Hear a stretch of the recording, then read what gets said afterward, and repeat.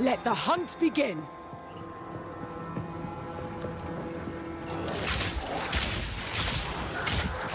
When we started to work on the Ranger, we knew we had to make a class with high agility. The dream of fast bow gameplay is Legolas, so that's what we wanted to deliver. The starting point is moving while shooting a bow. Any kind of basic arrow skill can be fired while moving, with a movement penalty. This immediately gives you a lot more freedom on the battlefield. Here, I'm starting each battle with a poison burst arrow to poison groups of enemies, then using a lightning arrow to arc lightning around larger packs. For even more mobility, we also have a variety of skills that involve vaulting around the battlefield too. This is Frost Escape. Using it jumps backwards and shoots a freezing arrow at the ground. Really useful if monsters close on you and you need to get away. Once you've landed, if monsters were frozen, it'd be nice to have some way to take advantage of that extra time. This is where Snipe comes in. Snipe is a skill shot that you need to charge up and release at exactly the right time. If you land the right timing, Snipe is guaranteed to produce a critical strike, and does a small AoE as well, so it's a great finisher. You can also move while shooting arrow rain skills too. This skill is Lightning Rod. It shoots an arrow into the air that sticks into the ground, and does a small AoE. Once the rods are in the ground though, they attract any arcs of lightning that are nearby, causing them to explode again. This means you can stack up a bunch of lightning rods on the ground, and bounce lightning between them, doing way more damage. Now this takes care of packs pretty well, but for bigger enemies I'd like to have something that's going to enhance my damage output too. This skill is Stormcaller Arrow. Using it sticks an arrow into an enemy. After a short period of time, a lightning bolt comes from the sky and strikes them. This has a high chance to shock them, and shocked enemies take 30% more damage from all sources. If something big walks along, it's a good idea to throw one of these at them first to enhance your damage, before following up with the other combo. Now if I really want to enhance this combo, there are a couple of things I could do using our support gem system. Skills in Path of Exile are granted by items called skill gems. Each skill gem has coloured sockets in it, and these sockets are for other items called support gems. Support gems modify your skills, and it's where a huge amount of the customization of your character comes from. First I'm going to take this multiple projectile support gem. I could add it to my lightning arrow, and it would fire multiple arrows. This would increase the number of targets I can hit, but that isn't the effect that I'm after. If I add it to my lightning rod skill instead, then when I fire it, I get a nice group of rods. This means that I don't have to spend as much time setting up before I can use it with my lightning arrow combo.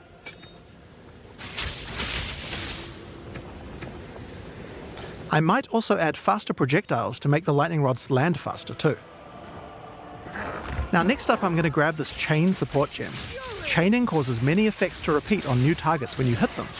If I add it to my lightning arrow, it will cause the arcs that come out of lightning arrow to strike even more targets, rippling along my line of lightning rods for huge amounts of damage.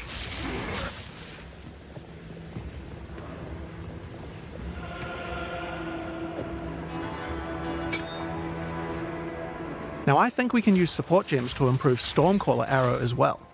Let's start simple. I'm going to chuck less duration on here. This will cause the lightning from the sky to strike a bit faster. Next up we have a support called Shock Proliferation. This support makes it so that any enemies shocked by the skill will also have the shock jump to nearby enemies, meaning they'll take the extra damage as well.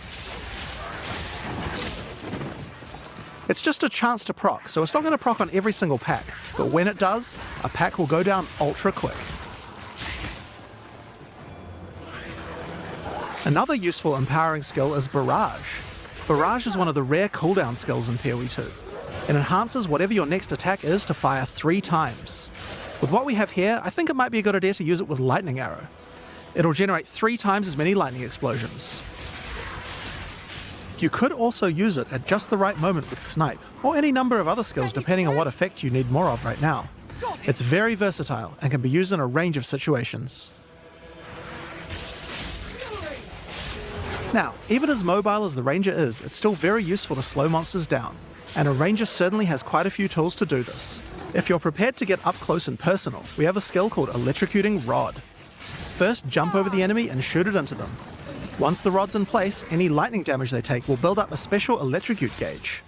Once the gauge is full, the monster is totally suppressed, allowing you to kill them easily. Now sometimes when you use electrocuting rod, the enemy dies before you get a chance to electrocute them. I think there's another support gem I could add to my lightning arrow to fix this problem. Neural overload will make it easier to electrocute enemies. If the skill it's attached to puts them over 50% of their electrocute bar, it will trigger instantly.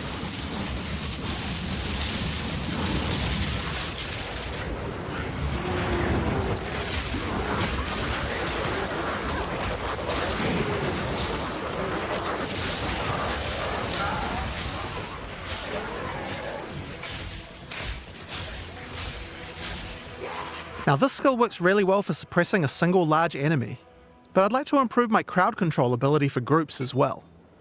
I'm going to add a support gem called Frozen Nexus to my Frost Escape. This makes an area of chilled ground around frozen enemies. I'll also add Deep Freeze to it as well, which will make the freezes last a bit longer. Now when I use my Frost Escape on that front enemy, others nearby are slowed down. It would also be good if I had a way to slow enemies down when they're farther away from me as well. So this would be a great time to start getting into the ranger's poison and plant-based skill set. To start with, let's have a look at Vine Arrow. This skill fires an arrow into the air that creates a small plant where it lands. The plant sends out tendrils to nearby enemies, slowing them down and poisoning them. But it does have another function too. If the plant gets further poisoned, it transfers that poison to the monsters it's attached to.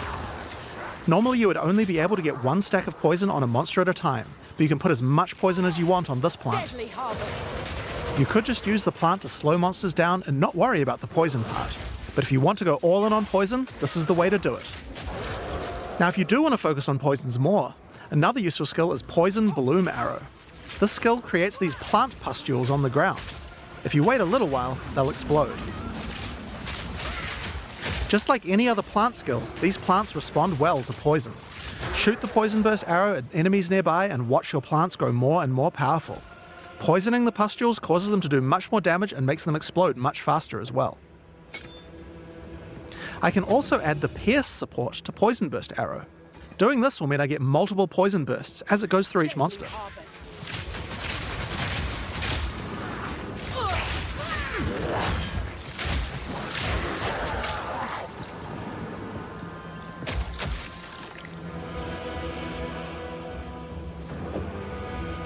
We also have another skill to make a nice environment for your plants to grow. Gas Cloud Arrow. This skill shoots the ground and creates a cloud of gas that continuously poisons things inside it. Throw your plants down, then put a gas cloud on top. The constant poisoning will make them grow.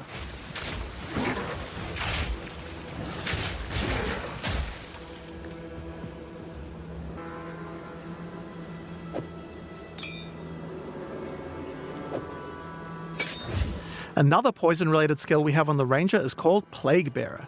This is a reservation skill, meaning it uses Spirit. When I enable it, I get this counter that counts up whenever I apply poison to a monster. You can see the counter on the skill increasing as each new monster is poisoned. Now I'm going to fight these monsters and make sure to poison them as much as I can to build up the counter.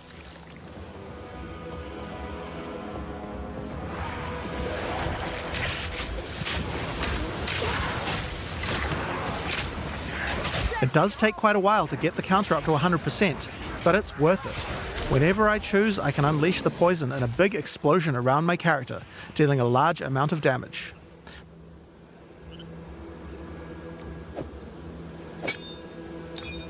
Now next up we have a classic, Rain of Arrows. It's simple.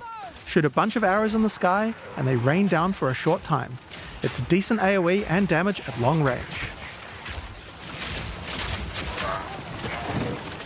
Now this skill doesn't last too long, but we can change that. It's time to introduce Frenzy Charges. Frenzy Charges are used for a variety of skills on the Ranger, but with Rain of Arrows they can be used to extend the duration. You're mine. How do we get some though?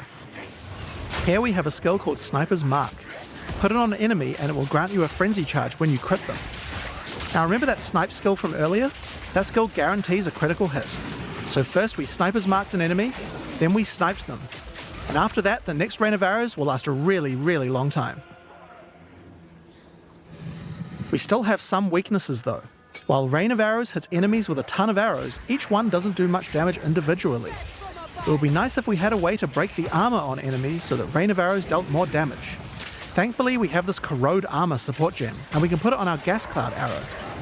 Corrode Armor causes poison to erode the armor on targets until it's all gone. This will significantly increase the damage that Rain of Arrows does against armored targets. Oh yeah, and one more thing about gas clouds. They can be detonated with explosions. I have an explosive arrow here. Let's check it out. Still.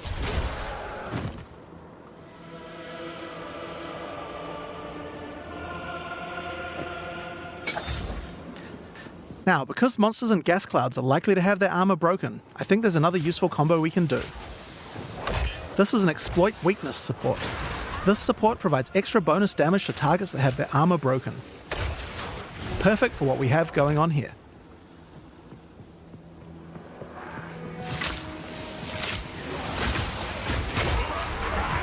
So, those are just some of the skills we have on the Ranger class in Path of Exile 2. Now that we've seen all these skills, let's see how well they do against a much tougher enemy. It's time to fight the boss of the temples, Thanos. Kitava's cursed madness never ends! Aureus radiance!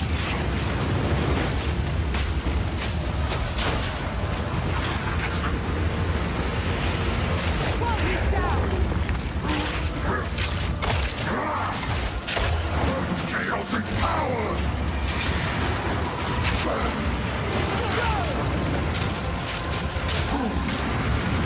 Exalted are the worthy!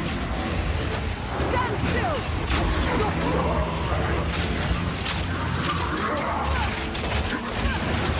Behold! True power!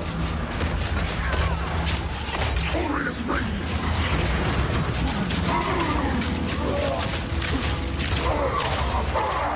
Exalted are the worthy!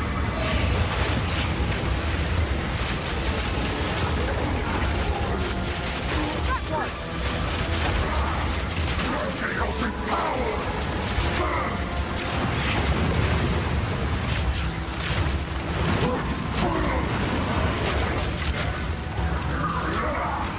Chaotic power! Behold! True power!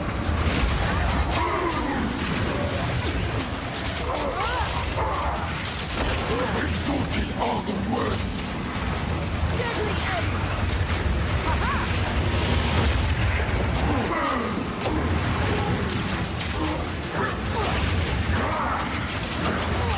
Divine blessing!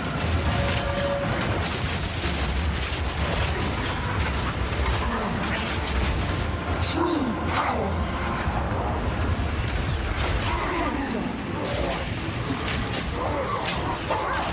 Exalted are the worthy! Blazing devotion!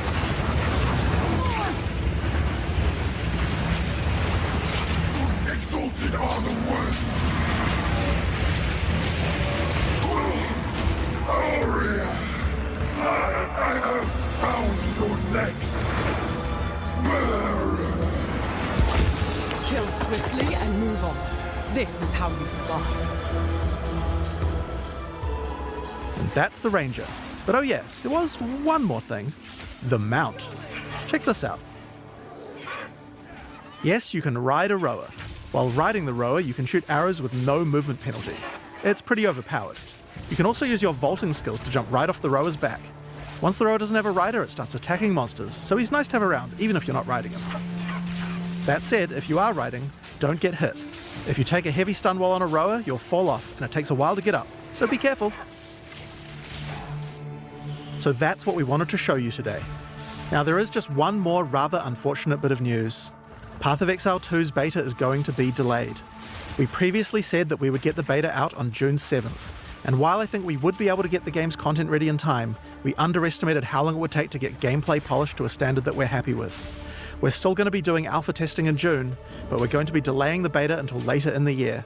I don't have an exact date for you today, but it should be towards the end of the year. In the meantime, you can still play Path of Exile 1, of course.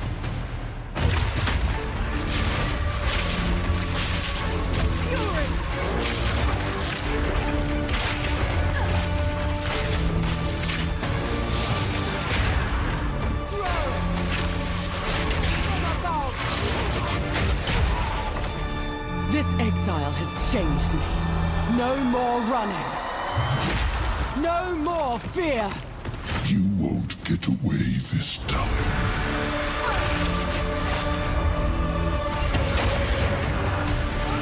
I will put an end to this madness.